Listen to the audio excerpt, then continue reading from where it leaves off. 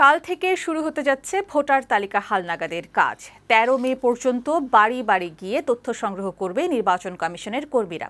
এবারই প্রথম তৃতীয় লিঙ্গের নাগরিকদের হিজড়া হিসেবে ভোটার তালিকায় অন্তর্ভুক্ত করা হচ্ছে। আর রোহিঙ্গারা যাতে ভোটার হতে না পারে সেই জন্য বাড়তি সতর্কতা নিয়েছে নির্বাচন কমিশন। কাজী ফরিদের প্রতিবেদন দেখুন।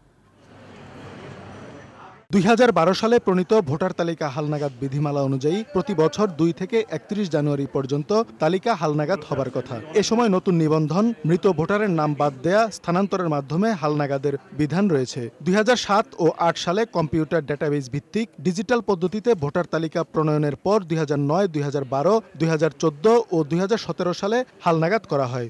২০১৪ সালে অগ্রিম ২ বছরের তথ্য সংগ্রহ করা হয়েছিল। নির্বাচন কমিশন জানায় ২৩ এপ্রিল থেকে ১৩ মে পর্যন্ত বাড়ি বাড়ি গিয়ে ভোটারদের তথ্য সংগ্রহ করা হবে। এছাড়া ৩০ অক্টোবর পর্যন্ত সারা দেশে ৭৮০টি কেন্দ্রে ভোটারদের তথ্য নিবন্ধন করা হবে। এ লক্ষ্যে দেশব্যাপী প্রচারণা ও কর্মকর্তাদের প্রশিক্ষণও দিচ্ছে নির্বাচন কমিশন।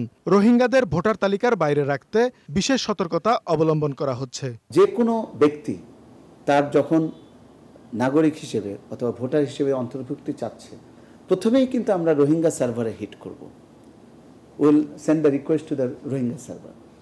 রোহিঙ্গা সার্ভারে যদি কারো তথ্য মিলে যায় অথবা বায়োমেট্রিক ম্যাচিং যদি হয়ে যায়, তাহলে কিন্তু সে কিন্তু আর এখানে ভোটার হতে পারবে না। ২০০৩ সালের ১ জানুয়ারি বা তার আগে জন্ম নেয়া নাগরিকদের তথ্য সংগ্রহ করা হবে। এছাড়া ৪ বছরের অগ্রিম তথ্য সংগ্রহ করে একটি পাইলট প্রজেক্ট করা হবে বলে জানালেন নির্বাচন কমিশন সচিব। তবে ১৮ বছরের আগে তারা পরিচয়পত্র পাবেন না বলেও জানান তিনি। স্কুল থেকে আমরা একটা পাইলটিং প্রজেক্ট করব, এই ব্যাপারে একটা সিদ্ধান্ত হয়েছে। আমরা ঢাকা শহরে একটা স্কুলে আমরা পাইলটিং করব। ওখানে আমরা যারা বিশেষ করে যাদের বয়স এখন ১৪ আছে, আগামী ৪ বছর যারা ক্লাস 9 বা 10-এ পড়ে বা ইন্টারমিডিয়েটে পড়ে, এই ধরনের ছাত্রছাত্রীদের তথ্যগুলো আমরা কালেকশন করব। এবারই প্রথমবারের মতো তৃতীয় লিঙ্গের নাগরিকদের হিজড়া হিসেবে উল্লেখ করে ভোটার তালিকায় অন্তর্ভুক্ত করা হচ্ছে। এছাড়া পরিচয়পত্র হারিয়ে গেলে বা নষ্ট হলে পুনঃমুদ্রণের ভোগান্তি কমাতে ১৯ জেলায় এনআইডি প্রিন্টের ব্যবস্থা করা হয়েছে বলেও জানান ইসি সচিব। পুনঃমুদ্রণ এটা 10টা অঞ্চল থেকে দেয়া হচ্ছে। তো ইদানিং নির্বাচন কমিশন আর একটা সিদ্ধান্ত নিয়েছে যে বৃহত্তর যেগুলো জেলা, 19টি জেলা, ওই 19টি জেলা থেকেও এগুলো রিপ্রিন্ট করে দেওয়া হবে। সেভাবেই আমাদের প্রস্তুতি চলতেছে।